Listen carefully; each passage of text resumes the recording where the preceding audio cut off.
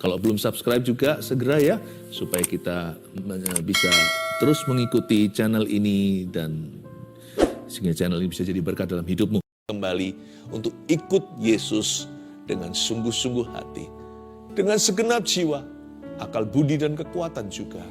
Kami tidak mau tahun ini ketinggalan apa-apa.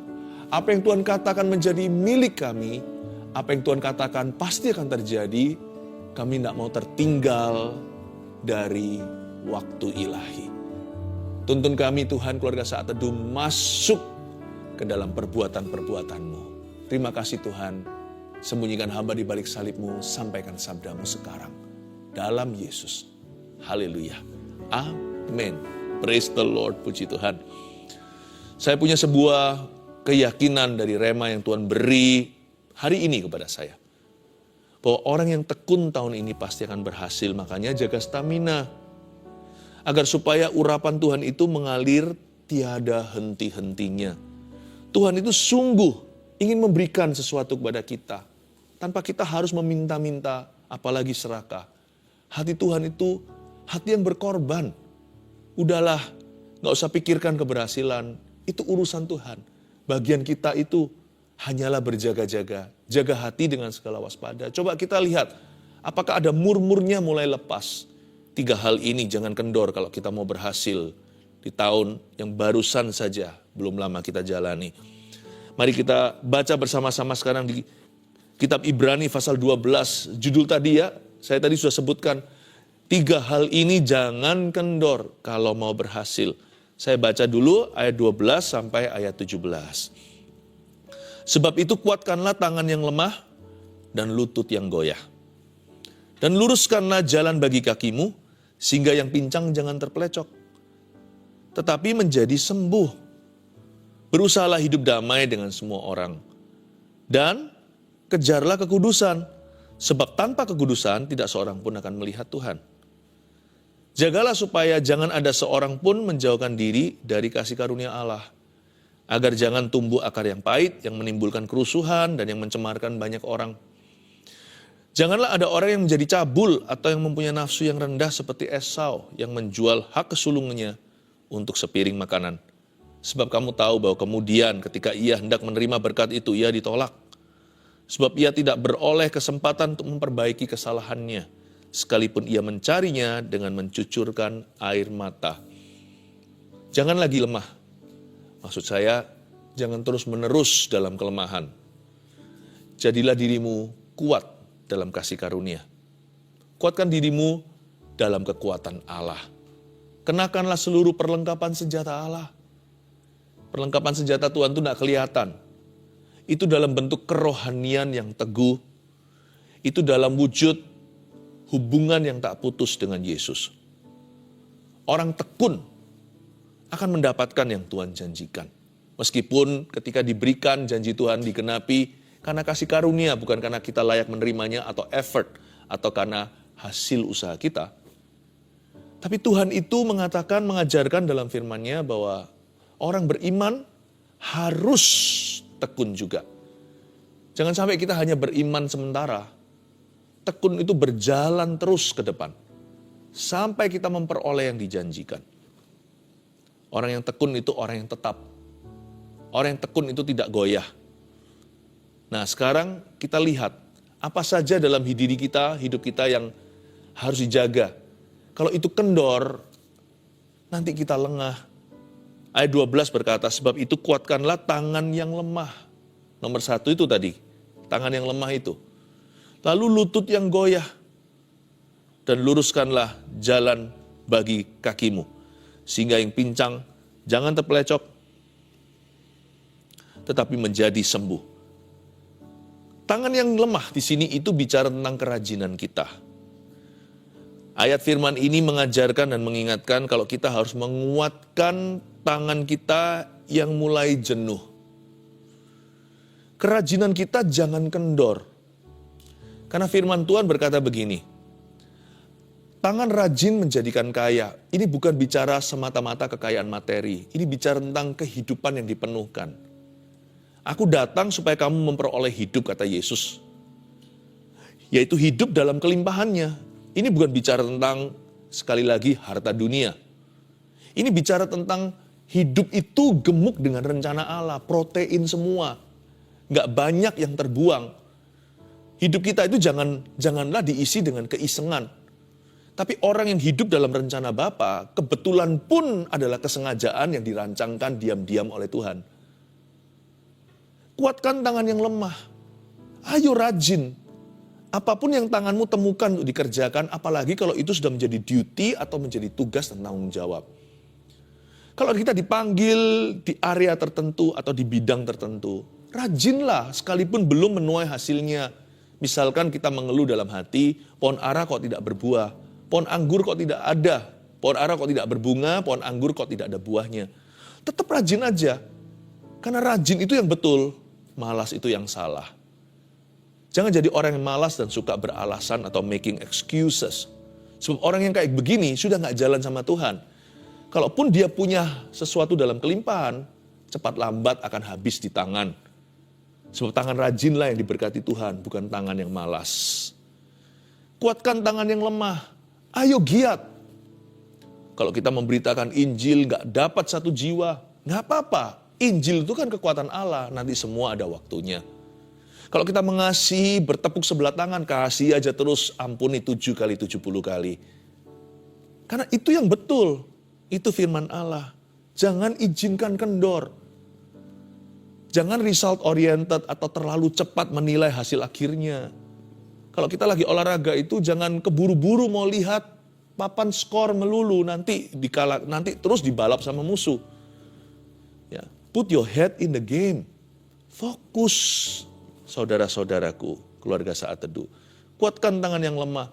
Tapi bukan hanya kerajinan itu kan bicara tentang aktivitas kita. Tapi lututnya juga jangan goyah. Lutut yang goyah di sini bukanlah cedera karena olahraga. Lutut yang goyah ini bicara tentang kerohanian. Ini ayat-ayat kiasan. Kakimu, tanganmu jangan lemah, lututmu jangan goyah. Lutut yang goyah, lutut itu sinonim sekali sama dengan berdoa atau bersujud di hadapan Allah. Doa juga jangan kendor. Sekalipun tidak kunjung melihat jawaban, sampai sekarang Tuhan belum berfirman. Terus berdoa. Berdoa itu mesti tekun. Doa itu nggak tentu instan, hasil maupun jawaban. Kalau kita berdoa disuruh Tuhan minta, kadang-kadang minta sekali dikasih. Kadang-kadang kalau minta pun belum dikasih, kita harus berani jalan di mil kedua dengan Tuhan, bukan hanya sampai memintanya, tapi mencarinya bersama dengan Tuhan. Carilah kau akan mendapat. Kalau cari juga belum dapat, kadang-kadang kita perlu usaha lebih lagi, selangkah 2 langkah lebih lagi, yaitu mengetuk pintu. Menggedor pintu itu nggak sekali, dan bukan sekali-kali. Kalau kita tahu di dalamnya ada orang, dan ada janji Tuhan menunggu, gedorlah pintu. Ketuklah sampai dibukakan, sebab barang siapa mengetuk pintu, pintu akan dibukakan baginya. Lutut itu jangan goyah. Doa itu jangan sebentar saja. Doa itu nggak jodoh sama yang namanya sementara. Doa itu harus tidak jenuh-jenuh, tidak putus-putus. Unceasingly dalam bahasa Inggrisnya. Berdoalah tanpa putus. Jangan sampai kakimu itu, lututmu goyah, dan luruskanlah jalan bagi kakimu, sehingga yang pincang jangan terpelecok, tetapi menjadi sembuh. Wah, bagus sekali ini. Jalannya disuruh luruskan bagi kaki. Ya, jangan sampai kakinya salah jalan ke kiri kanan. Banyak orang kalau tidak melihat mujizat dan berkat, lalu dia biasanya gampang sekali untuk habis nafas. Nafas kita, nafas orang Kristen, anak Tuhan, itu doa dan firman, bukan mujizat dan berkat. Sekalipun jalan kita belum melihat titik terang, tetap harus jalan lurus, jangan ke kiri kanan. Mendingan saya di jalan setapak kaki itu, setapak langkah, jalan yang sempit sekali di gang tapi terang. Daripada saya eksplorasi masuk ke kanan kiri, lalu di sana ada serigala bersembunyi. Kelihatan gelap, nggak ada apa-apa, tapi binatang buas semua. Jalan yang betul adalah yang dituntun oleh pelita. Firman adalah pelita bagi kaki, terang bagi jalan. Mendingan jalanku sempit, mendingan jalanku susah. Tapi kalau saya jalan sama Yesus dalam suka dan duka, jalanku pelan, lamban, namun pasti. Saya tahu jelas ini menuju ke tujuan yang Tuhan inginkan. Bukan kehendakku yang jadi, tapi kehendakmu. Kalau kehendakmu kadang-kadang sulit diikuti, lebih baik aku mengikuti kehendakmu daripada kehendakku sendiri. Kehendak saya sendiri serasa longgar, tapi saya nggak tahu ujungnya apa. Tapi kalau kehendak Yesus itu selalu baik. Ku tahu rencanamu indah bagiku. Rencanamu dan rancanganmu lebih tinggi dan jalanmu lebih tinggi dari jalan-jalanku. Setinggi langit dari bumi, setinggi itu rencana Tuhan atas hidup saya. Jaga kekudusan. Jangan kompromi ketika kita itu terpepet. Ketika kita terhimpit, jangan pakai alasan terpaksa. Aku terpaksa kompromi ya Tuhan. Karena teman-teman memaksaku. Atau karena tekanan rekan-rekan. Semua orang gitu, masa aku gini sendiri? Luruskan jalan bagi kakimu. Jangan terpelecok. Jangan sampai nanti ketika Tuhan menjawab doa kita, kita lagi nggak layak terima. Kita merasa diri berdosa. Kita jatuh dalam kesalahan. Loh, Tuhan tinggal kasih kadonya, kita sakit. Saat seharusnya kita tinggal menerima. Jangan sampai nanti kondisinya seperti itu. Waktu Tuhan membawa kita ke tanah Kanaan sudah dibuka, kita harus dibinasakan karena dosa kita. Hati-hati ya, jangan salah jalan tahun ini. Jangan buat kendor. Artinya ayat ini, kalau tangan kita yang lemah kita jaga, lutut yang goyah kita jaga tidak kendor. Kaki kita juga dijaga jalannya. Yang terpelecok pun dapat menjadi sembuh. Luar biasa ya. Artinya orang yang terkilir itu tidak perlu terapi. Orang yang kesleo nggak perlu diobati. Dari terpelecok langsung menjadi sembuh. Kata menjadi sembuh itu miraculous. Dari orang yang terpelecok, kesleo, terkilir, langsung sembuh. Kata jadi sembuh itu langsung sembuh instan. Untuk Tuhan memutarbalikkan keadaan kita itu semudah membalikkan telapak tangan. Ini saya bayangkan, jika roh hari ini kehidupan doa Anda amburadul.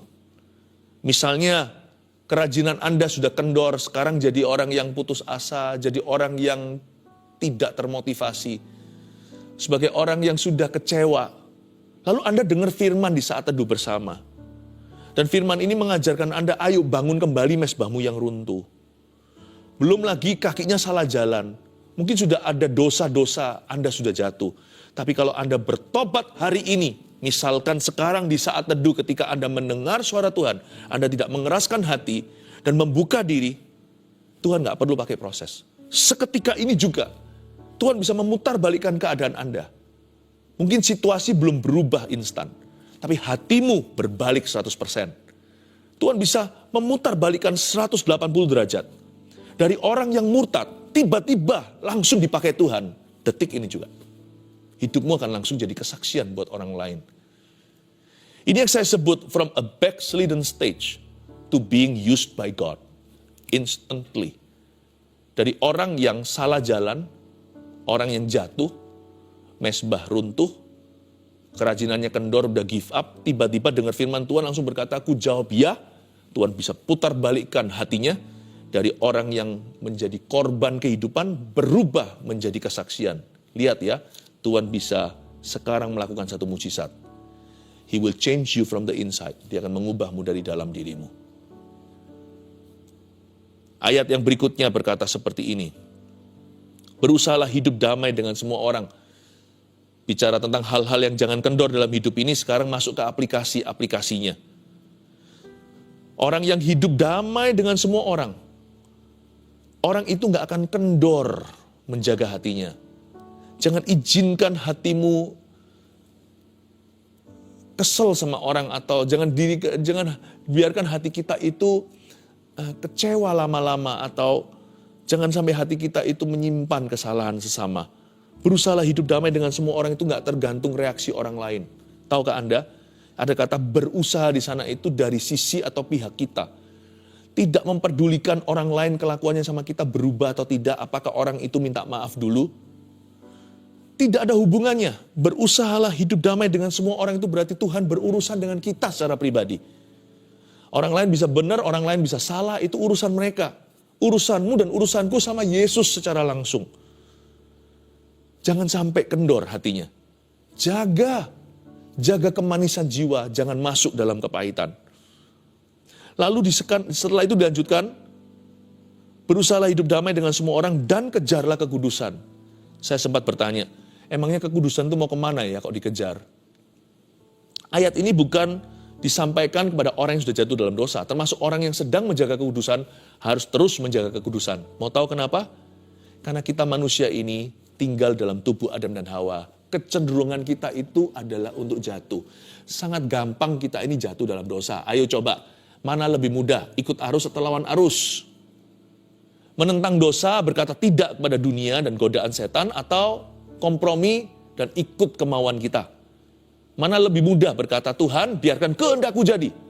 Atau Tuhan bukan kehendakku tapi kehendakmu yang jadi? Mana lebih gampang?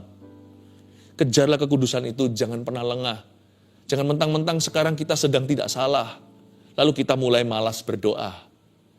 Yesus berkata apa sama murid-muridnya sebelum membawa mereka ke Getsemani? Itu tiga muridnya, yaitu Petrus, Yohanes, Yakobus. Tidak sanggupkah kamu berdoa 1 jam saja sama saya? Berdoalah supaya kamu jangan jatuh ke dalam pencobaan. Mungkin hari ini kita fine-fine saja, lalu kita mulai merasa kurang butuhlah sama Tuhan atau ogah-ogahan. Mungkin 1 hari masih belum ada pengaruhnya. 2-3 hari masih kuat lah ya. Tiba-tiba 1 minggu terjadi kejatuhan yang fatal dalam kehidupanmu. Kok bisa ya? Dari orang yang begitu berapi-api untuk Tuhan, dipakai sama Tuhan secara luar biasa. Nggak sampai 1 minggu, 5 hari misalnya, langsung jatuh dalam dosa yang cukup parah. Nggak ada orang itu yang bisa kudus kekal di dunia. Sebab selama kita masih hidup di dalam tubuh Adam dan Hawa, kita masih bisa jatuh. Kekudusan itu harus dijaga. Makanya saya selalu ingatkan, baik orang tua, apalagi anak muda. Guys, jaga kekudusan ya. Kita saling mengingatkan sesama rekan Tuhan, ayo kita harus saling menjaga. Dan kita juga harus menjaga kekudusan Tuhan dalam kehidupan kita. Mengapa begitu? Karena terlalu gampang kita jatuh. Kita ini sudah ada bibit bobot bebetnya Adam. Kita itu sudah ada bakat alam. Jadi kata kejarlah kekudusan ini bukan berarti kekudusan lari. Kalau sekarang kita lagi suci, kekudusan itu tidak kemana-mana. Tapi kalau kita tidak mengejarnya, cepat lambat kita akan kehabisan stamina alias ngos-ngosan. Kejarlah kekudusan. Badan juga sama. Dokter mengatakan setiap tahun semakin tua orang itu kehilangan namanya massa ototnya sekian persen. Kalau kita nggak latihan, nggak olahraga, cepat lambat pasti akan membungkuk. Lambat laun pasti sudah akan mengecil badannya lalu tidak sehat.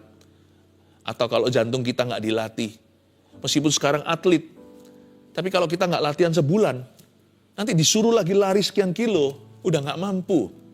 Gampangnya begini, badan kita itu ada gravitasinya yaitu kuburan.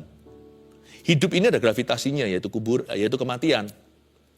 Dan manusia lama kita itu ada gravitasinya yaitu dosa. Hati-hati ya, kejarlah kekudusan. Jangan kasih yang namanya kekudusan itu kendor dalam kehidupanmu. Jaga terus. Jangan mentang-mentang sekarang kita itu sudah suci dan kudus, sudah benar di depan Tuhan, kita kompromi kiri kanan, nggak apa-apa. Merasa diri kebal dosa. Biasanya orang yang merasa kebal itulah esok hari jatuh. Kejar kekudusan itu. Sebab tanpa kekudusan tidak seorang pun akan melihat Tuhan. Melihat Tuhan di sini bukanlah melihat Tuhan dengan kasat mata. Kalau kita mau melihat Tuhan nyata dalam hidup kita, ada penyertaan, pembelaan. Kalau kita mau melihat tuntunan Roh Kudus itu begitu real di dalam kehidupan ini, sekalipun kita tidak melihat Dia dengan mata jasmani, tapi terlalu nampak sekali dalam kehidupan beberapa orang. Tangan Tuhan dalam dirinya itu jelas nyata. Orang yang nggak percaya Tuhan aja bisa lihat loh, sungguhan loh Tuhanmu itu ada. Kalau kita mau yang gituan dalam hidup kita, mesti jaga kekudusan. Sebab tanpa kekudusan, Tuhan tidak mau campur tangan dalam kehidupan orang itu. Orang yang tidak menjaga kekudusan Allah dalam hidupnya, alias kompromi sembarangan dengan dosa, atau tidak takut akan Allah, orang yang demikian Tuhan tidak mau beracara. Tanpa kekudusan gak akan kita melihat Tuhan, tapi dengan kekudusan yang kita kejar-kejar tadi itu, kita akan melihat Tuhan. Menjaga kekudusan itu rewarding, upahnya besar, bukan hanya di sorga. Upahnya bahkan besar di dunia. Karena kita akan melihat Allah dalam kehidupan kita. Jaga kekudusan dalam pacaran. Supaya nanti suatu hari menikah kita melihat Tuhan dalam rumah tangga kita. Tuhan campur tangan. Jangan heran, anak orang-orang yang menjaga kekudusannya sejak pacaran. Nanti akan kelihatan bedanya penyertaan Tuhan dalam diri anak-anaknya. Jangan irilah ya. Hai orang fasik, jangan iri sama orang benar. Sebab engkau tidak menabur apa yang mereka tabur. Makanya engkau tidak menuai apa yang mereka tuai. Saya ingin kita untuk melihat bahwa menjaga kekudusan itu sangat ada yang namanya handsome return.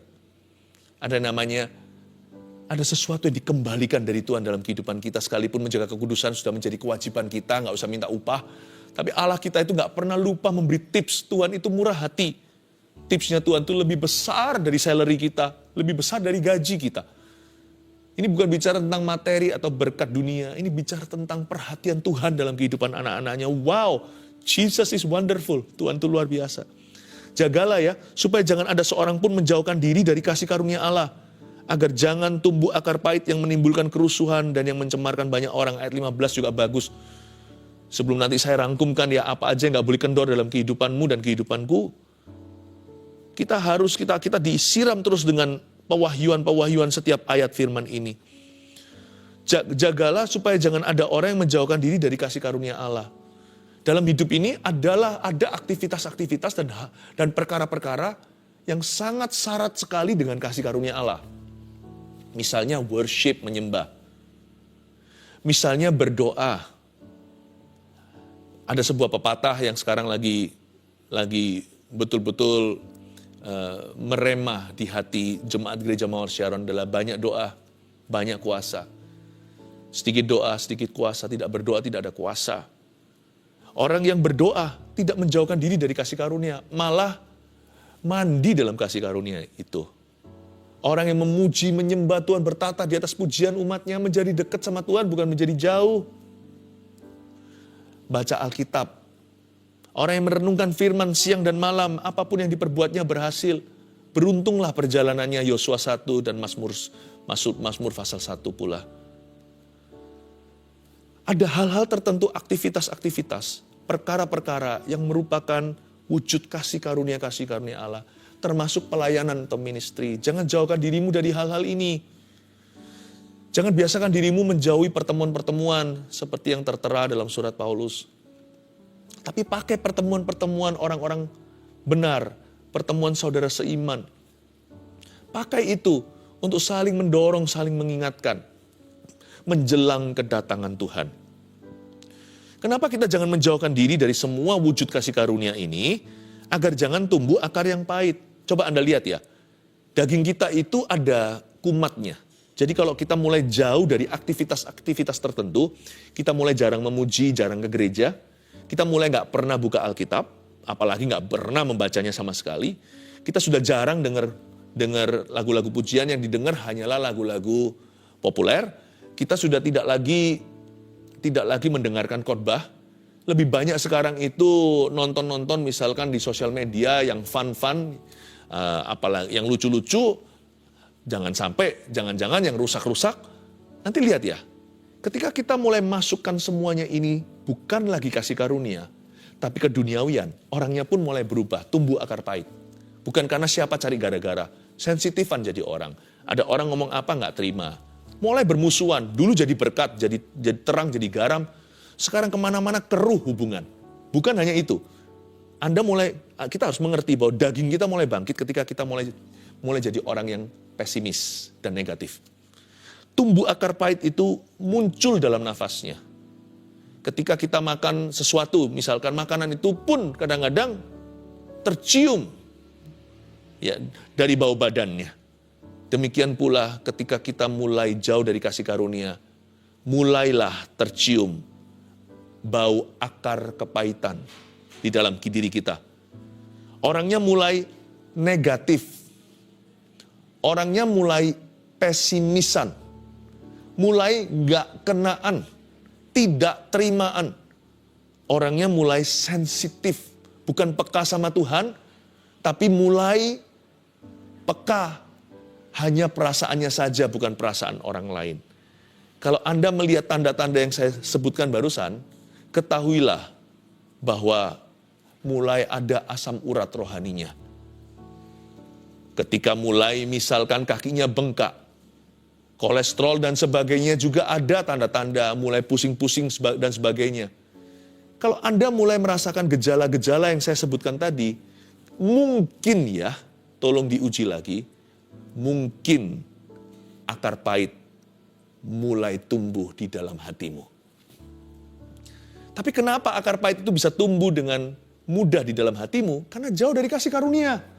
Biasanya kalau kita lagi dekat sama kasih karunia, susah jadi orang yang negatif. Sekali-kali bisa. Kalau kita sedang penuh dengan kasih karunia, tidak semudah itu jadi orang pesimis. Apa-apa kita didorong sama iman. Belum lagi iman orang lain mengasah. Dan kita nggak bisa menjadi orang yang melulu hanyalah orang yang sensitifan, peka, dan dikit-dikit nggak terima. Nggak bisa, kenapa? Karena kita belajar untuk melayani. Karena kita ditempa untuk melayani Tuhan dan melayani sesama. Berhati hamba, kiri kanan teladan. Susahlah jadi orang yang selalu nggak kenaan dan nggak terimaan. Lalu kalau sudah tumbuh akar pahit, hati-hati ayat yang berikutnya, ayat 16, biasanya dosa seksual pun akan menyusul. Janganlah ada orang yang menjadi cabul, atau yang mempunyai nafsu yang rendah, seperti Esau yang menjual hak kesulungannya untuk sepiring makanan. Awas-awas, sebuah peringatan. Biasanya dosa seksual tidak langsung sehari kita jatuh. Tetapi mulai dengan berubah sifat orang itu, kembali lagi sifat lamanya. Pelan-pelan biasanya akan ke basic insting atau kepada naluri hewan. Tapi sebenarnya di sini dikatakan jangan punya nafsu yang rendah seperti Esau. Kata nafsu yang rendah di situ dalam bahasa Yunaninya lebih punya arti semacam jangan jadi duniawi kayak Esau. Jangan jadi sekuler pikirannya. Perlahan-lahan secara progresif menjadi ateis. Itu maksudnya. Anda lihat ya, orang kalau kendor, kelihatannya kendor. Lalu jalannya erosi, ujungnya jatuh, lalu jatuh lagi, semakin lama, semakin sulit pulih. Semua dimulai hanyalah kompromi kecil, yaitu kekendoran yang tidak kita perhatikan. Atau sesuatu yang terlalu kecil sehingga kita abaikan. Lama-lama nanti pikirannya bukan hanya sifatnya berubah lagi menjadi sifat lama, tetapi pikirannya perlahan-lahan mulai bergeser dari Tuhan. Dari orang yang dahulunya itu sungguh-sungguh radikal sama Tuhan Yesus, perlahan-lahan ke arah orang yang tidak percaya. Bukan hanya orang yang tidak percaya, tetapi menjadi orang yang duniawi, sekuler. Menilai segala sesuatu dari sudut pandang dunia. Begini, begitu. Kok bisa ya orang rohani bisa jatuh sedalam itu? Dulu dia rohani loh. Pernah nggak Anda punya teman jangan-jangan bukan orang lain, jangan-jangan diri sendiri yang saya maksudkan. Dulu tuh pelayanan, menggebu-gebu untuk Tuhan. Sekarang duniawi sekali. Sangat tidak percaya. Bukan hanya pesimis, bukan hanya negatif, bukan hanya orang yang sensitif, tetapi dia sekuler sekali pikirannya. Jangan-jangan ujungnya nanti menyangkal Yesus. Jangan-jangan ujungnya menyangkal bahwa Yesus adalah Tuhan. Yesus bukan Tuhan. Jangan-jangan ujungnya yang diragukan adalah Tuhan. Hati-hati ya. Kekendoran itu jauh lebih serius daripada yang kita kira. Tahun ini, jangan mau dibawa perlahan-lahan masuk ke erosi rohani. Justru kalau Anda dan saya ada di depan, maju tak gentar. Kalau kita sudah memimpin di nomor 1 dalam perlombaan, justru tancap gas. Jangan berkata, santai Hati-hati, mogok mesinnya. Mendingan saya sudah lewat dulu garis finish, baru mogok di situ.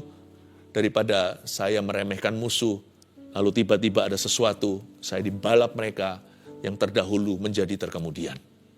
3 hal ini, catatlah rangkuman kita 3 hal.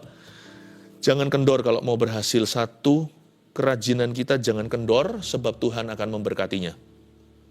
Ingat Tuhan memberkati kerajinan, Tuhan tidak memberkati kemalasan.